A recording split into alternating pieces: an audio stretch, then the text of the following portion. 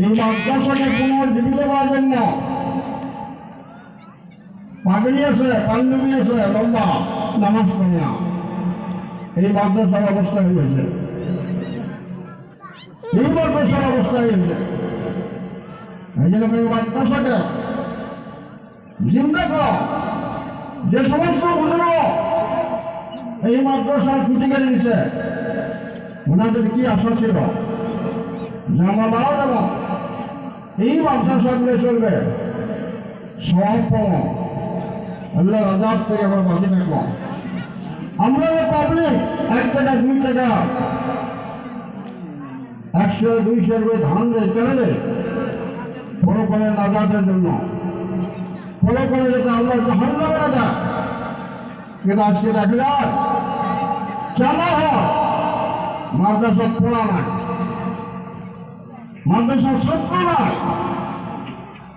মানে আপনাদের কাছে অনুরোধ করলাম, আমরা সিনিয়র মানুষ হিসেবে, সিনিয়র আলেম হিসেবে, মুরব্বী হিসেবে এই জায়গা পার্শ্ববর্তী মাদ্রাসা মেহরবানি আছে, পার্শ্ববর্তী মেহরবানি ফরকানি আছে, মাদ্রাসা পূর্ণরূপ দেওয়ার জন্য ছাত্র দেন এবং ওস্তাদগুলা কেয়ার করে লক্ষ্য দেন যে ওস্তাদ খালি কালেকশন করবে না, পড়া পারবে, এটা লক্ষ্য দেওয়ার ব্যাপার।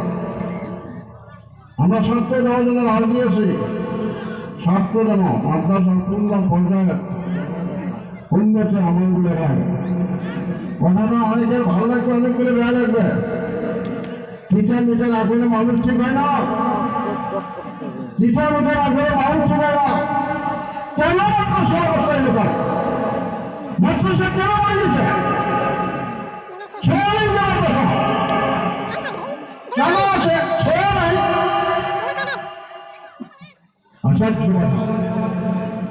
এটা পাবলিকের কর, মন্ডল শিক্ষক করব, মন্ডল কমিটি করব, বেশ টাকা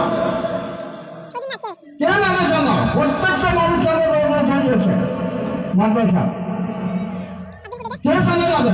মেয়ে মানুষের চলে যাবে, পর্দার আওয়াজ হয়ে যাবে। এই জন্য মনে হল এই মাদ্রাসা যাতে পূর্ণ রূপ পায়, মাদ্রাসা যাতে ছাত্র ভর্তি হয়, লেখাপড়া সুন্দর হয়, কমিটি লেভেলে, প্রস্তাব লেভেলে, অন্তত এই গ্রামের প্রত্যেকটা মুরব্বী জোয়ান